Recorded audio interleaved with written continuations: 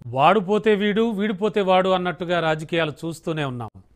వారసులు ఉన్నప్పుడు ఎవరో ఒకరు కుటుంబ రాజకీయాన్ని ముందుకు తీసుకెళ్లడం మనకి తెలుస్తూనే ఉంది. తాజాగా పాకిస్తాన్ మాజీ ప్రధాని ఇమ్రాన్ ఖాన్ జైల్లో చంపేశారంటూ జరుగుతున్న ప్రచారం నేపథ్యంలో ఆయన చిన్న కొడుకు తెరపై ఉన్నాడు.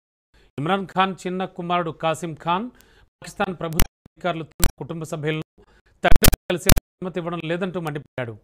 తక్షణం జోక్యం చేసుకోవాలంటూ మానవ హక్కుల సంస్థలను కోరాడు.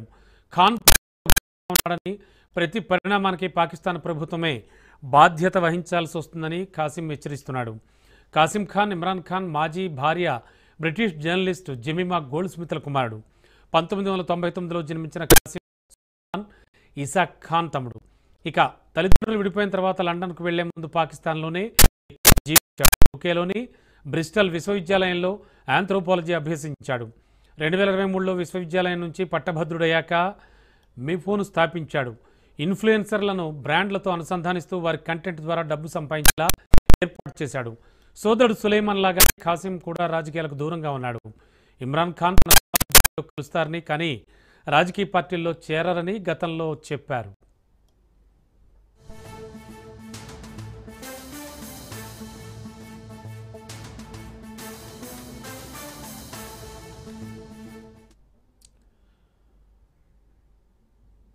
తాజాగా తండ్రి కోసం కాసిం ఖాన్ పోస్ట్ ఇప్పుడు వైరల్ అవుతోంది. తన తండ్రిని అరెస్ట్ చేసి 845 రోజులయ్యాయని కాసిం నిన్న ఒక సోషల్ మీడియా పోస్టులో చెప్పాడు. గత 6 వారాలుగా పూర్తిగా ఒంటరిగా ఉంచిన వాతావరణంలో డెత్ సెల్లో ఉంచారని, కోర్టాదేశాలు ఉన్నప్పటికీ సోదరి మండలను కూడా కలవకుండా నిషేధించారన్నాడు. ఫోన్ కాల్స్ లేవని, సమావేశాలు లేవని, తండ్రి క్షేమం గురించి వార్తలు లేవని ఆవేదన వ్యక్తం చేశాడు. తన సోదరుడు తండ్రిని ఏ విధంగానూ సంప్రదించలేకపోతున్నామని చెప్పుకొచ్చాడు.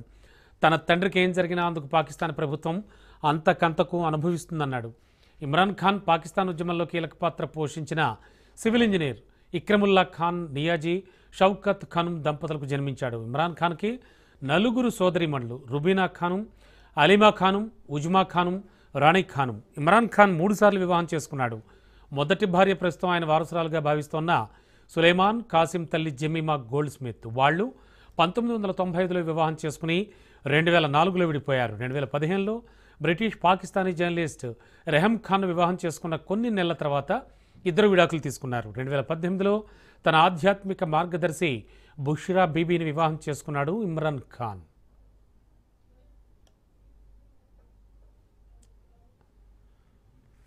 ఇదే అంశానికి సంబంధించి లేటెస్ట్ ఇన్ఫర్మేషన్ మా క్రైమ్ బ్యూరో చీఫ్ మధు సిద్ధంగా ఉన్నారు. మధు, ఇమ్రాన్ ఖాన్ ఇష్యూ క్రిమేపీ చాలా పెద్ద ఇష్యూగా మారుతోంది.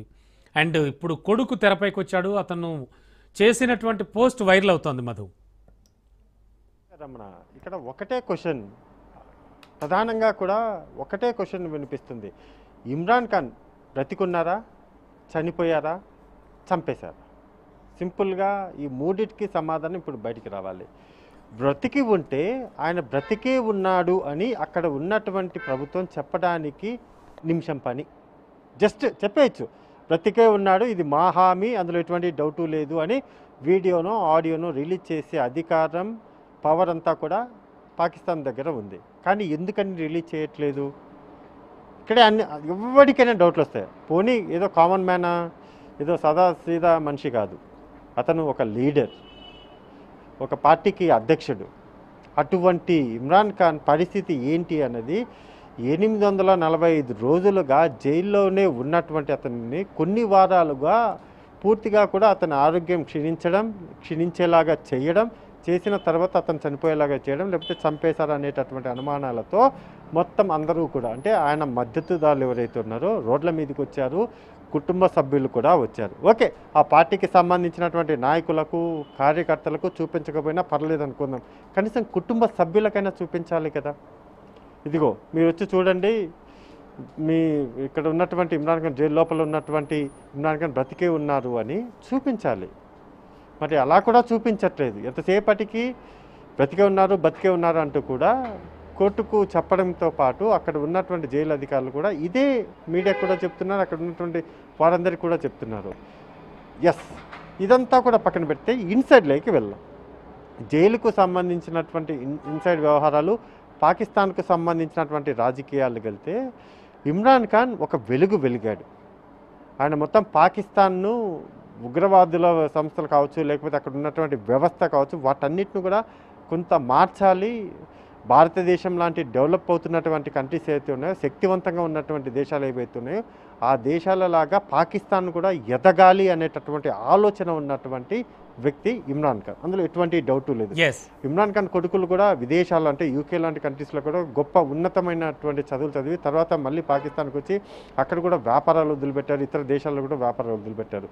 అంతా సాఫీగానే సాగుతున్నటువంటి క్రమంలోనే ఇంకా ఇమ్రాన్ ఖాన్ జైలుకి వెళ్ళినటువంటి కారణాలు అవన్నీ కూడా మనం కూడా చూసాం. సో అయితే వన్స్ ఆయన జైలుకి వెళ్ళిన తర్వాత 800కు పైగా రోజులలో ఇప్పటికీ కూడా ఆయన పరిస్థితి ఏంటి అనేటటువంటి ఇన్ఫర్మేషన్ బయటికి, అంటే కొన్ని రోజుల పాటు బాగానే ఉంది, కానీ గడిచినటువంటి 3-4 వారాలుగా చూసుకుంటే మాత్రము ఆయన సిచ్యువేషన్ ఏంటి Ramana. Yes yes okay, anyway thank you Madhu.